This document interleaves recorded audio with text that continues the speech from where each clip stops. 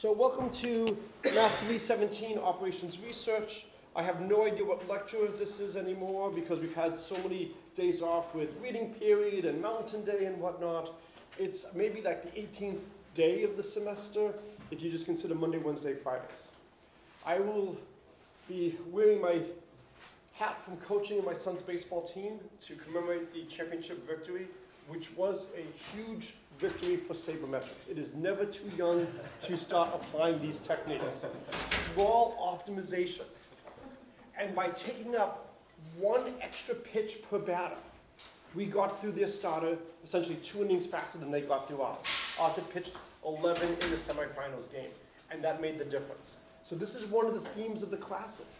It's often a very small amount that then escalates over time, that grows over time. So can you find these small little savings? So if anybody is interested in this project, I would really like to go through the entire season of games, look and see what happened when we actually had a discontinuity in our philosophy at the plate. Could you actually see the difference in how long their starters lasted against us? If you have some statistics knowledge, I think this is going to be a very interesting project. The idea is to pick up things that you could then use in other settings as well. I am still waiting to hear back. I have had actually a follow-up meeting with some of my colleagues in North Adams about companies. They are interested in having projects for you. They do not quite have things at the point where they're able to get it to you. And so hopefully that will come in the very near future. I will be sending details in the near future about the midterm. You will have at least 2 weekends to do it. It will be open book. It will be limited internet. So you can click on anything on the home page, but you cannot click on any links beyond anything that's directly linked. All right, so what I want to do today is I want to continue with what we've been doing with binary integer programming. Now, this is a first course. We are not going to go through the runtime for a lot of these algorithms. The important thing to note is we don't need to, because for a lot of things, the problems are sufficiently simple that existing packages can solve them in a reasonable amount of time. For more complicated problems, you can often get an approximate solution in a very reasonable amount of time. And an approximate solution is often good enough. It is not always good enough. So for instance, I am a high-level customer with American Airlines. I fly a lot with them. My son hates American. He prefers Delta. But there's advantages to having all of your stuff with one airline. You accumulate nice benefits. A few years ago when there was a conference and I was taking a bunch of students, it was fascinating. When flights were canceled and I called in 30 minutes later than when they called in, my call was answered first and they were still on hold. There is a difference when you have rewards, when extra seats become available.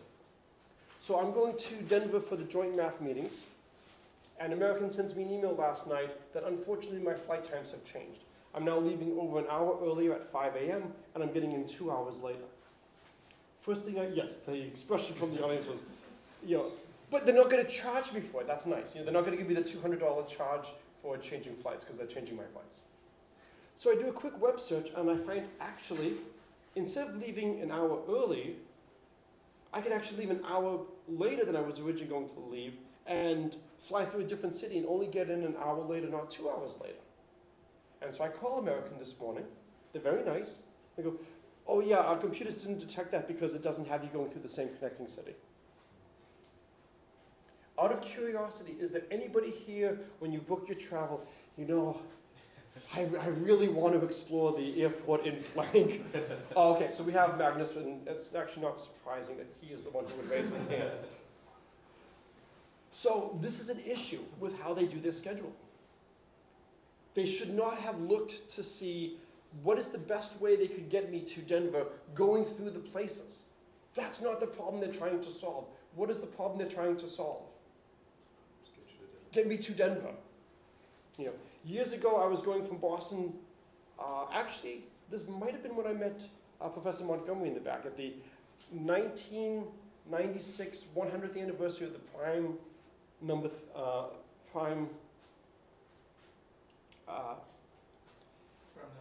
theorem conference. And I was going to fly Boston to Seattle.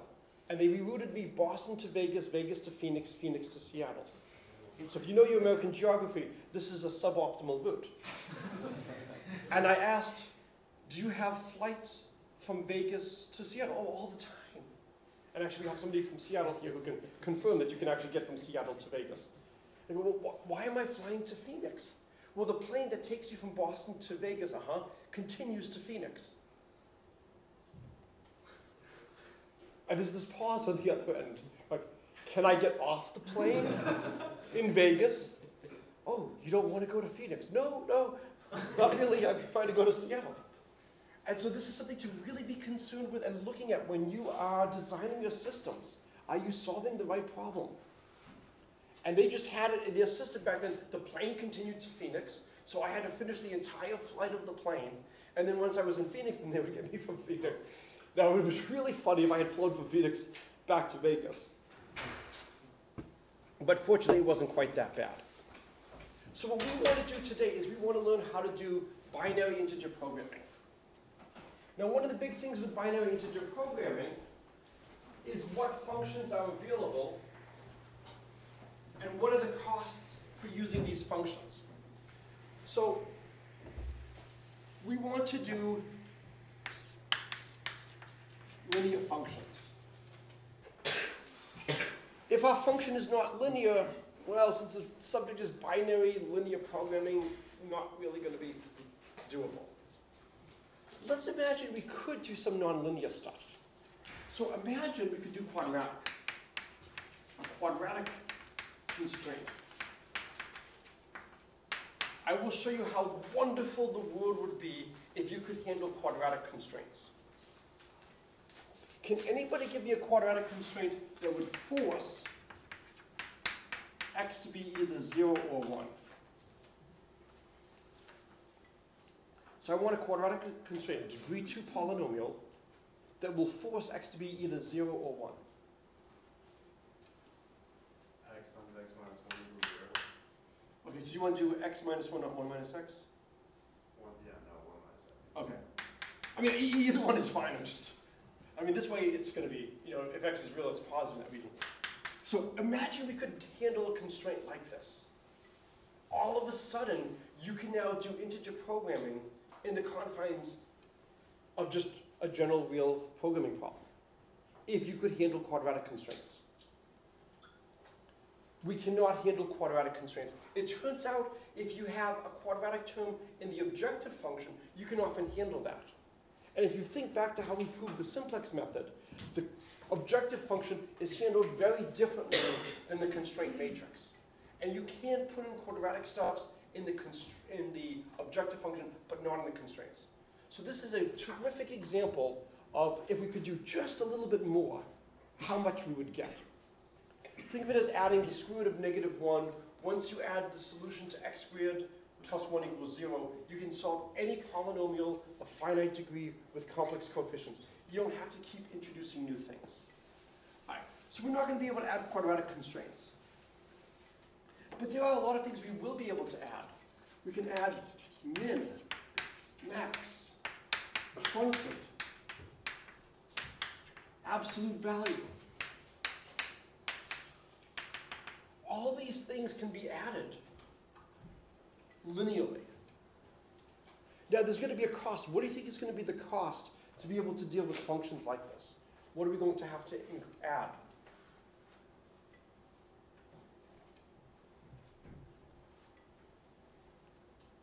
So is the absolute value function linear? No. So absolute value is nonlinear. How many of you have taken statistics? How many of you have taken probability with me? So if you've seen the method of least squares, the reason the method of least squares works is because the squaring function is differentiable. The absolute value function is not. So if we look at the error, say as a function of AB, as say the sum of yi minus axi minus b. Let's say we believe that some values linearly depend on an input. If we looked at the absolute value, well, the absolute value is not differentiable. And so we can't use calculus to find the best fit values of A and B for this. We can do numerical techniques, but numerical techniques are painful. if instead of using absolute values, if we square things, there are issues with squaring things. Now, the large errors are greatly magnified, and one large error contributes far more than a bunch of smaller errors. But in a situation like this, we can now use calculus. We can look at, dE, dA equals dE, dB equals 0, use some linear algebra, and then you get explicit formulas for A and B in terms of the data. So if we use this as our metric, then calculus plus linear algebra gives us a closed form answer. So the absolute value function is not linear, but the claim is we can express it using variables and linear constraints. And our variables, unfortunately, will be binary variables. And that's the cost.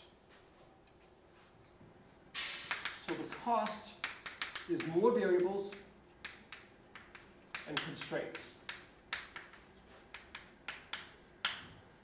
So the question is it worthwhile? Well, it at least converts the problem to a binary integer programming problem. And there are packages that allow us to handle that. And now we can start to use things such as min, max, truncate, absolute value. And so there's a whole slew of things in the book that show you how to do stuff like this. There's other things you can do as well. And so other things you can do, there are two types of OR. Can somebody give me the two types of OR? There's inclusive and exclusive OR. So OR, and this is where you always want to be careful as to what is the notation. If somebody writes OR, typically that's inclusive. So, would you like ice cream or cake? Yes. So what does yes mean? Either one or both. Either one or both, right? So if you, it could mean I just want ice cream, it could mean I just want cake, it could mean I want ice cream and cake. It's not clear. XOR is the exclusive OR. Would you like either ice cream or cake, but not both? When I was a freshman, it's going to be careful because this is being recorded. Yes? Does the exclusive OR also prevent the possibility that neither is true? So exclusive means it has to be Right. A or B? If it's a true statement, exactly one is true. Okay. You are choosing either A or B, but not choosing both. So when I was a freshman, a long story, I ended up taking a Spanish class, passing a Spanish class, but not getting any credit, but not finding out until the spring semester was already a week or two underway, and was put on bad academic standing, and had to quickly add classes to my schedule. One of the classes I added was baby logic, and 50% of the exam was 10 statements, and it was things like, P, Q implies not P, or some stuff like that. And the instructions were, state which of the following 10 sentences are true or false.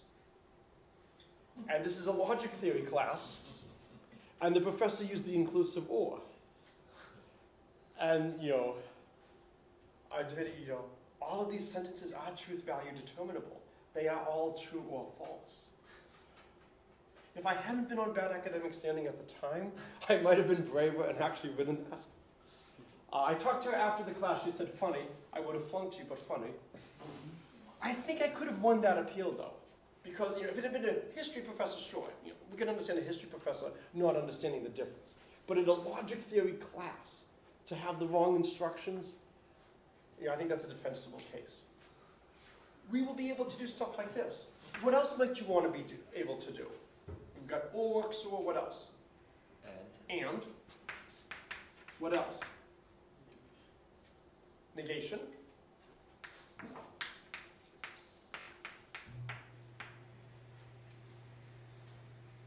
What else? If then. Yep. And then if we're going to do if then, we should also do if and only if. And as we have a distinguished number theorist in the back, I will mention one of the worst papers I have ever seen in my life. It deals with the Riemann zeta function, which is normally defined as the sum n goes from 1 to infinity of 1 over n to the s, or sometimes n goes from 1 to infinity of n to the minus s. And in one of the papers I received, instead of writing it like that, the author wrote it like this because the author was a logician and wrote it n to the naught s. Naught s is not the same as negative s.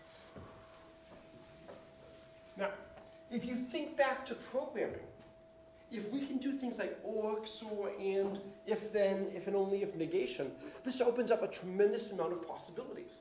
Can you give me a constraint for, say, a movie theater, where you might want to use an if-then? Or something that might go into the objective function in an if-then situation. If one movie is playing, then you can't start another movie on the same screen? Okay, but that we could do as a standard constraint. Right? We don't need the if-then for that. We can just do a standard constraint. But we might want to have something in the objective function that kicks in if a certain thing happens. If 5 p.m. adjust the price, so the price at which things are sold. But again, we can have that just in the new variables and the coefficients in front of everything in the constraint matrix. That we can have the price depend on time of day. If there's a natural disaster, close your movie theater.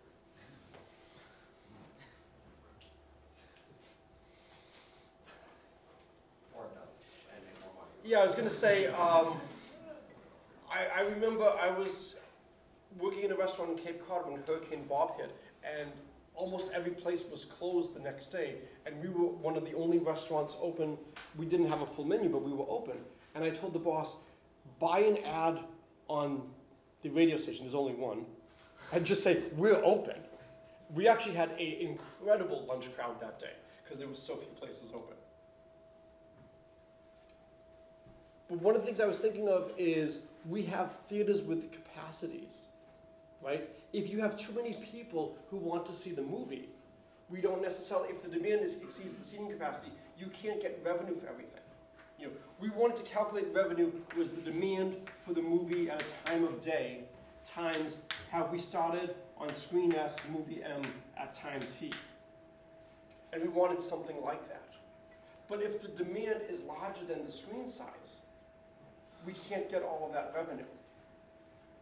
So we might actually want something like maybe the minimum of the screen capacity, so we call it capacity of screen S, and the demand, something like that.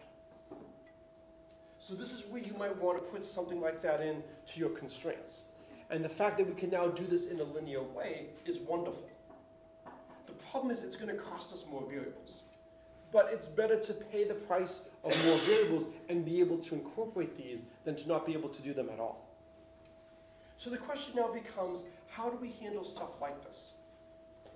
And so what I want to do is I want to make two assumptions about all the quantities under consideration. So I'm going to assume one, I'll try to do them in the same order. All quantities are bounded. And I might write maybe negative NA less equal to some expression A less equal to NA, to just indicate that the bound depends on A.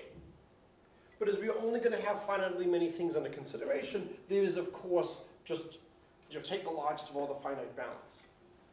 Do you think this is a reasonable assumption to assume that the quantities we are investigating are bounded? For most real-world problems, yes. If we're doing something like trying to tile the plane, well, then something like the plane is infinite.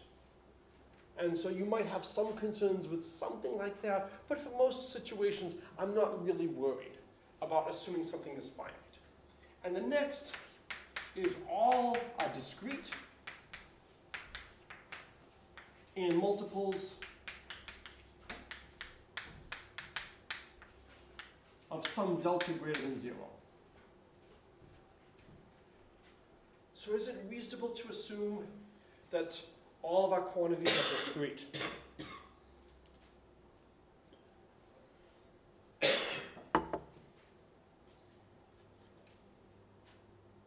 pumping gas, do you pump a discrete amount of gas?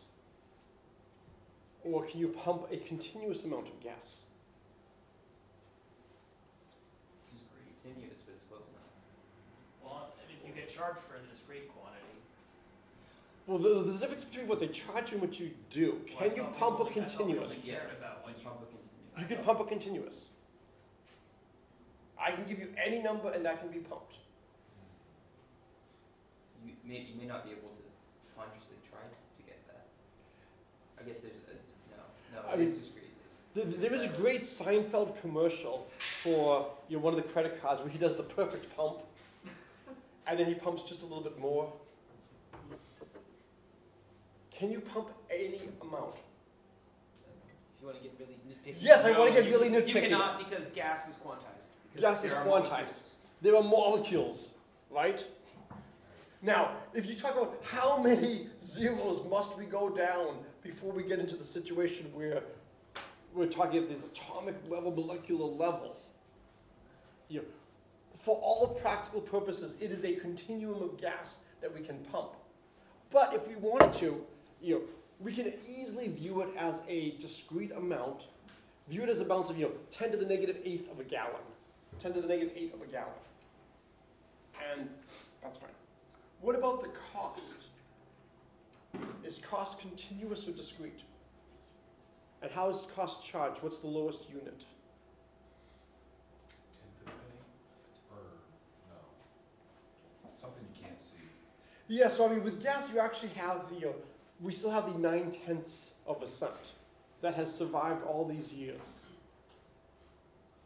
For some transactions online, they often round things at the end to the nearest penny. But there is definitely, for any cash transaction, there is a discrete amount that is accessible. And you can decide if we're measuring things in pennies, in tenths of a penny, or even smaller. And again, depending on what you are getting, if you have to buy in bulk, you can actually have things going beyond a tenth of a penny. For some of the Lego stuff I bought for some of my classes, they actually do have prices beyond a tenth of a penny per piece. And when you buy 100 of them, that third digit actually does begin to matter. Not a huge amount though, but you can have something like that. So it's not a big deal to be making these assumptions. These are very reasonable assumptions. Okay? If you are a company, yes? Just to clarify, when all quantities bounded, does that sound like movies don't run infinitely long, the fixed inventory? Correct. We only have finally many movies at our disposal, exactly. And for most purposes, this is absolutely fine. And then, if you're a company like American Airlines or Apple, their revenue is in the billions of dollars. Doing things down to on the order of, a tenth of a cent is fine. All right, so the first thing we want to know is, can we create a discrete, 0-1 variable that will detect if something happens? So we want to detect if, say, A is greater than or equal to 0. So we want ZA to equal 1 if A is greater than or equal to 0, ZA equals 0 if A is less than 0.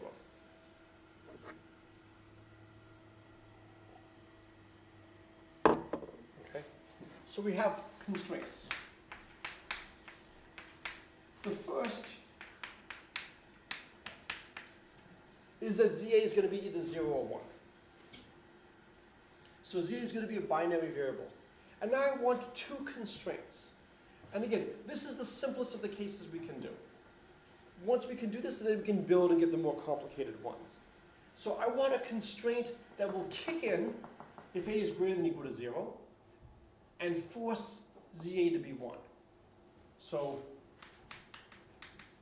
force ZA to equal 1 if A is greater than or equal to 0, and then free if A is less than 0. I don't care what value it returns for ZA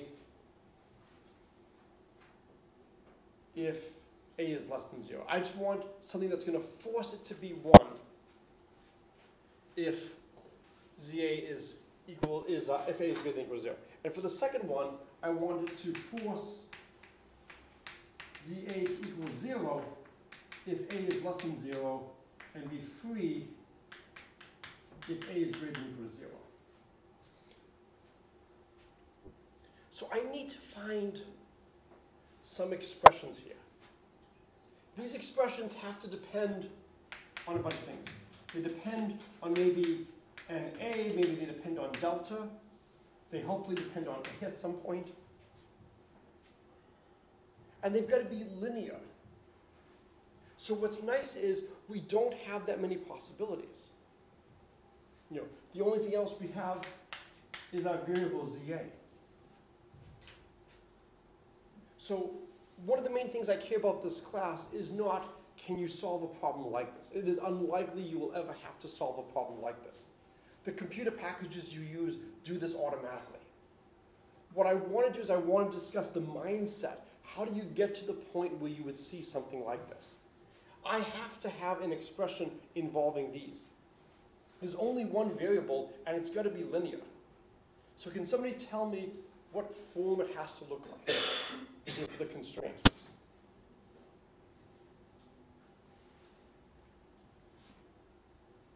And we may not write it like that, but how does the constraint have to look?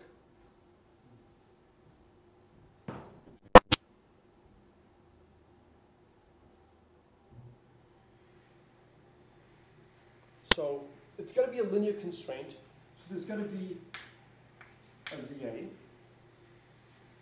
Am I going to be greater than equal to or less than equal to, or does it not matter?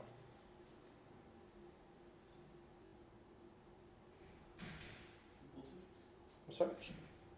Which It's a version? linear equation, right? So we're trying to set it up to be some. So do we want it to be greater than equal to, or do we want it to be less than equal to? Greater than equal to? Sure. And if you wanted the other way, just multiply through by -1. And then there's some number that goes here. And maybe there's some number that goes here, and maybe some number that goes here. It's got to look something like this. That's the only shape it can have. Right? I'm trying to find a linear constraint involving ZA.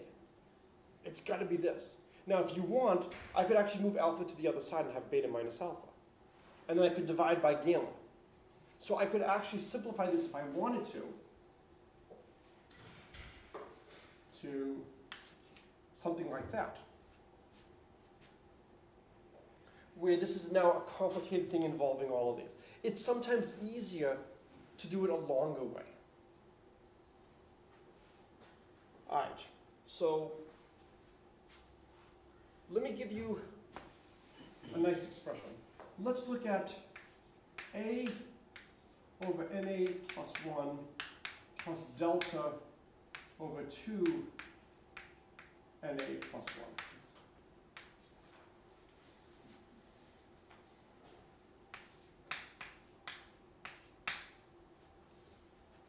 So imagine A is greater than or equal to 0.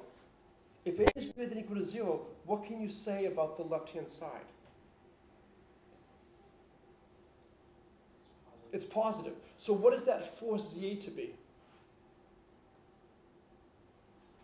It forces it to be positive. So if A is greater than or equal to 0, this forces ZA to equal 1.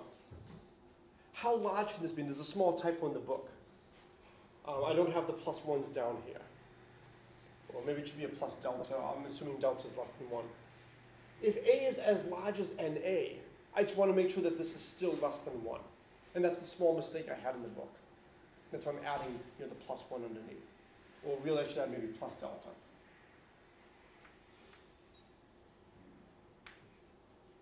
So that it will still be less than 1. So this constraint is going to force ZA to be 1 if A is positive. What if A is negative? Well, if A is negative, since this is a factor of 2 down here, this whole expression here is going to be negative. So what does that tell us to ZA?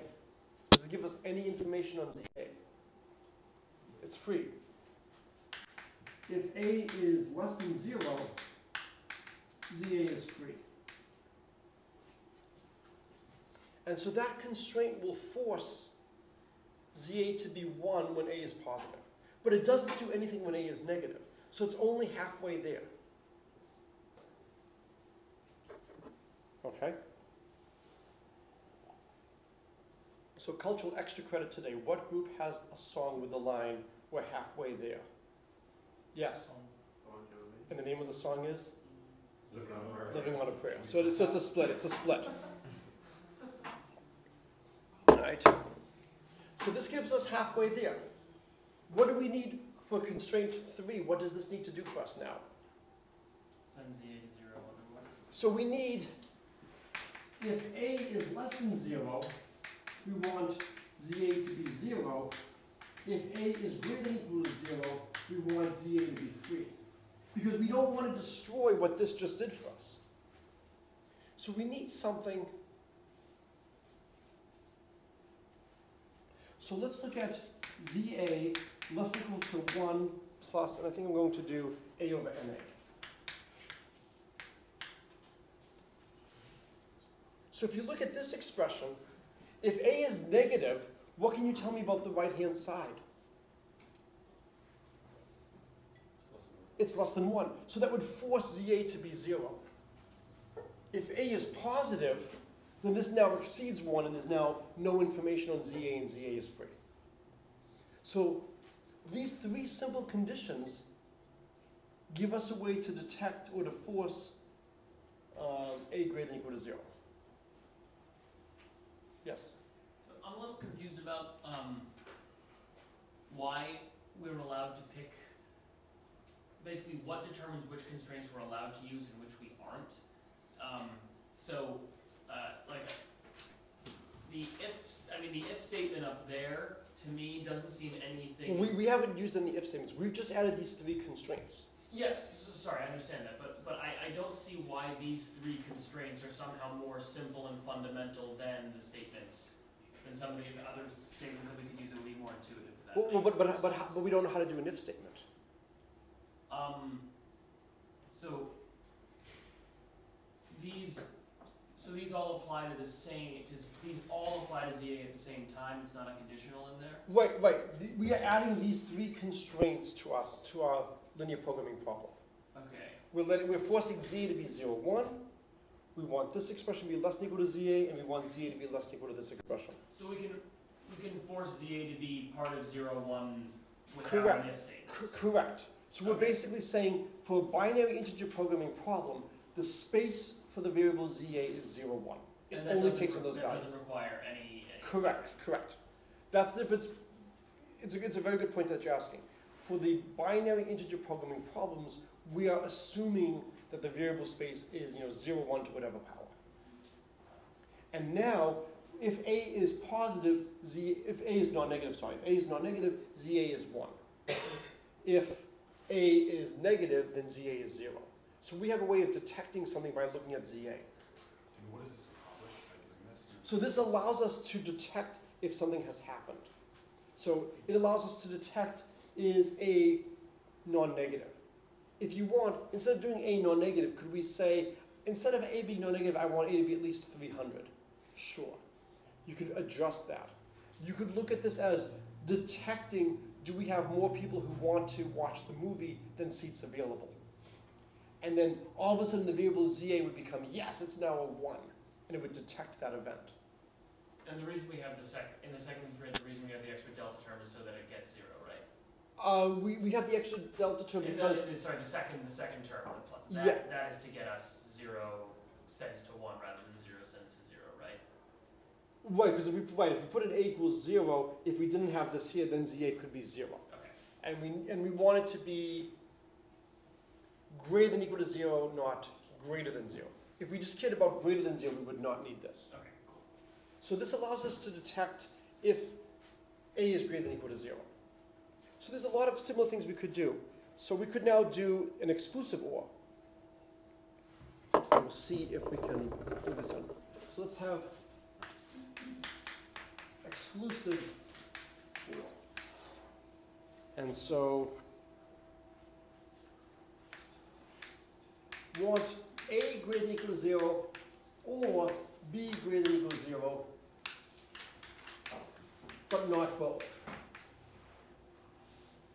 So we want to make sure that at least one of the quantities A and B is non-negative, and we want to make sure that both of them are not non-negative. So it's very similar to before.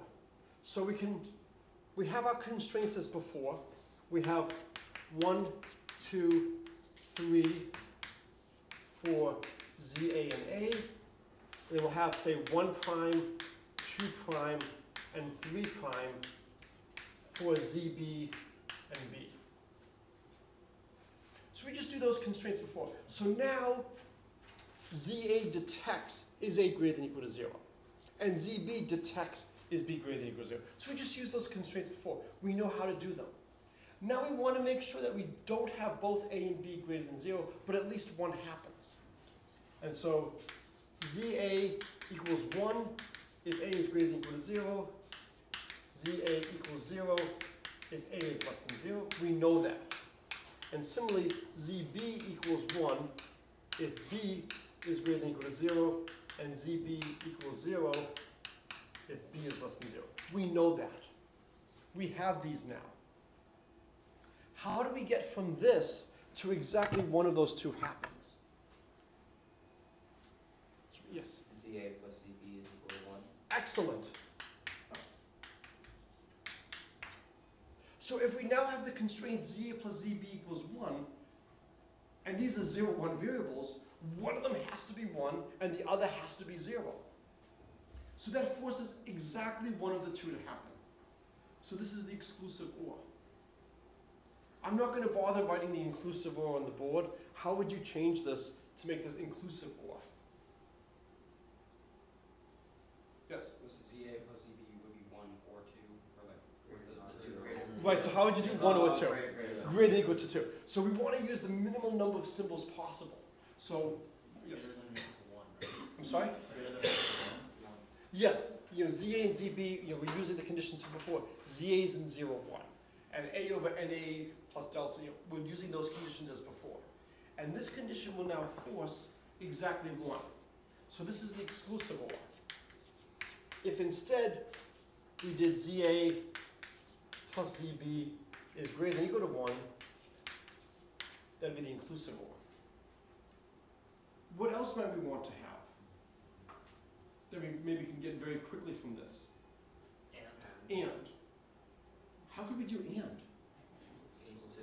Yeah, so the problem is right now, for some reason it doesn't, okay. It's having some issues going low enough. All right. And so what would be and? ZA plus ZB equals 2. So this is extremely misleading. It looks like it's very simple to add constraints like this. So if you think about all the programs you write with an if-then statement or statement, we can handle all of those trivially. Why should we be a little concerned about doing this? What's the cost we have to pay? I mean, we just added, we added 2 new. So 2 new variables. For any given, for two new variables and how many constraints? Let's see, that's 1, 2, 3, 4, 5, 6 constraints? A little higher. 7 constraints. Oh, yeah. Right, so it's 2, so the cost of this is 2 variables and 7 constraints.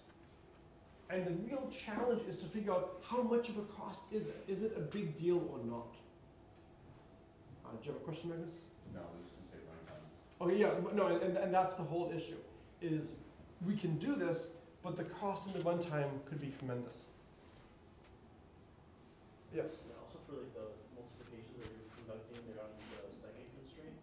Okay. If you're just doing or, XOR, and, those are like constant time operations, but multiplication we know isn't. So like, So what multiplication are we doing?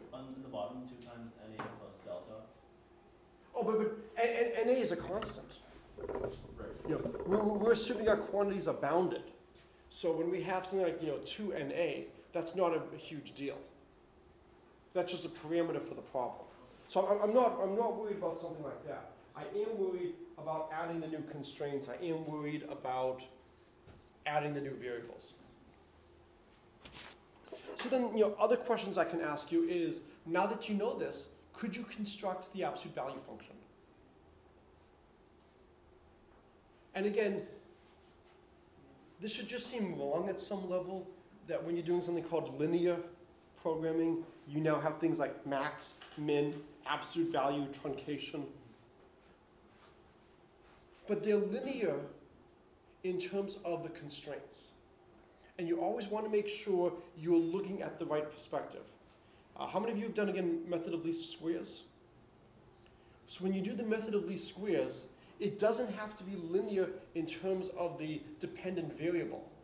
It has to be linear in terms of the unknown parameters. And that's okay. And again, what we could have done here is we could have looked at, as I said, we want some expression, alpha ZA plus beta greater than or equal to delta, something like that. And we know it has to have that shape. And then just start trying to play some games and get a sense of what it would be. So we could have spent a lot more class time doing something like that. Absolutely, fine. It's a good exercise to do. I decided today just to jump, a little bit straight to the answer. But it's good to know what the functional form is. And so I'm not going to go through, a lot of the other stuff. I will leave that as exercises. No, we've got 5 minutes left. We can do, if you want, we can do one more. You want to do if then? Yes. If there are 5 minutes left, then we should do one more example. So the whole point is to just see how many things we can do.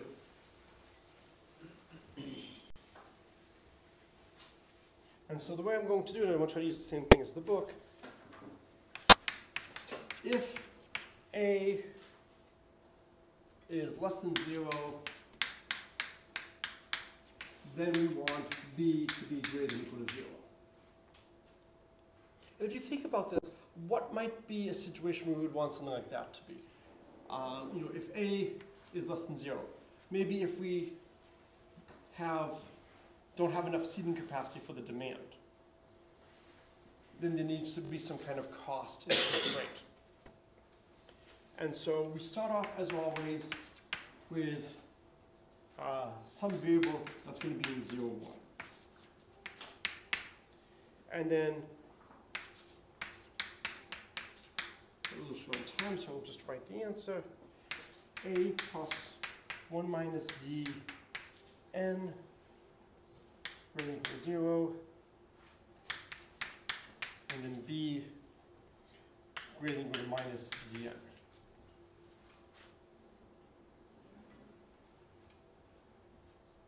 So let's think about what's happening. We want to detect this kind of if-then statement. What does nz greater than or equal to a? What does this do? So we're going to have n is going to be larger than all quantities under consideration. So n will be greater than or equal to absolute value of a, absolute value of b. What does this condition do, nz greater than or equal to a? Yes? Well, if z is 0, then So if z is 0, then a would have to be negative or 0. or 0. But let's look at it in terms of the value of a. If a is positive, what does that do to z? It makes z 1. So this, if a is greater than 0, then z equals 1. So again, I may have maybe it's supposed to be less than or equal to 0. What if a is negative? What if a is less than or equal to 0? Free. So then, if a is less than or equal to 0, then z is free. And so maybe I have to fix this over here. What about this condition? A plus 1 minus zn greater than or equal to 0. If a is positive, what goes on.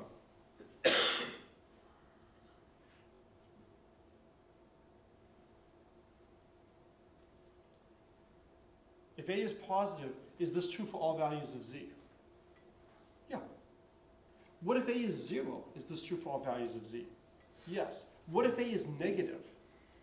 Well, if A is negative, the only way we can make this positive is Z has to be 0. So now, if A is negative, then Z equals 0.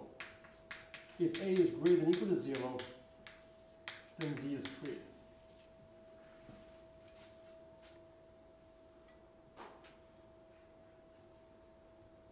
So if A is negative, Z is 1. I'm sorry, if A is negative, then Z is 0. And then what must be true about this equation? If Z is 0, what must be true about B? It's greater than 0. So if Z equals 0, this forces B to be greater than or equal to 0. If Z equals 1, what does this do? Does this have any effect on Z? Or is there any effect on B if Z equals 1?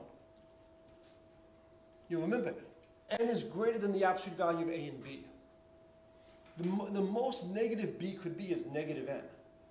So if Z equals 1, we're just saying B is greater than or equal to negative n. Well, negative n is the smallest anything we ever consider could be. So if Z equals 1, does this have any impact on B? No. So B is free. So look what happens. These three conditions force Z to be 0 if A is negative. And now if Z is 0, it forces B to be positive. So this really does what the if-then wants. If A is negative, then it does force B to be greater than or equal to 0. It will only consider something like that. What if this is greater than or equal to 0? Should that have any impact on the second part? No. And it doesn't have any impact as well. So again, in practice, you would never, ever, ever go to the level of doing something like this. There are computer programs that are already packaged that do this. But it's good to get a sense of what is the level of mathematics involved. This is elementary inequalities, and just chasing through and seeing what values do they force going down. And this gives you some sense of what's running inside the programs. What it does not do is give you any sense of how expensive this is. What does this do to the runtime? How bad is it to introduce something like this? That's beyond the scope of this class. That's a second class where you would really get into the runtime of these algorithms. This is why for a lot of other things in the semester, we looked at the Euclidean algorithm and we looked at adjacent Fibonacci numbers. And adjacent Fibonacci numbers have the worst runtime for numbers of comparable size for the Euclidean algorithm. And we looked initially that the Euclidean algorithm looked like it could take a lot of steps. It could take maybe X steps if X is less than Y to find the GCD. But then we noticed, oh, well, actually, every 2 times you apply the Euclidean algorithm, every 2 times you apply those steps, you go down by at least a half. So it runs in logarithmic time, so the algorithm is fast. And so it's not always clear what is the true runtime versus what the worst case analysis might give you. The worst case analysis might be overly pessimistic. And then in practice, what you do is you just see how bad is it to actually incorporate these constraints. For small, reasonable problems, it's no problem at all to put stuff like that. Listen, I've had students do scheduling problems to find schedules for school districts or for special science blast or math blast days where you're bringing kids to campus and you have all these different constraints of what goes on. There may or may not have been a line in the code that gives Cam or Kayla their first choice.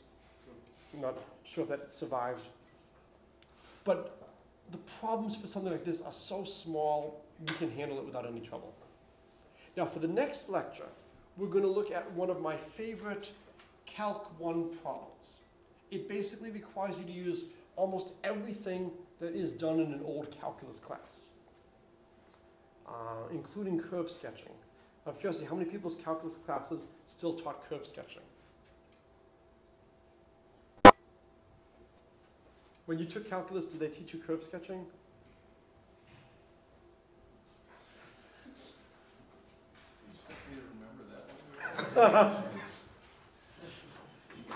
Okay, so we will see in the next lecture what happens in the difficulty of looking at trying to maximize integer value functions when the tools of calculus are not available.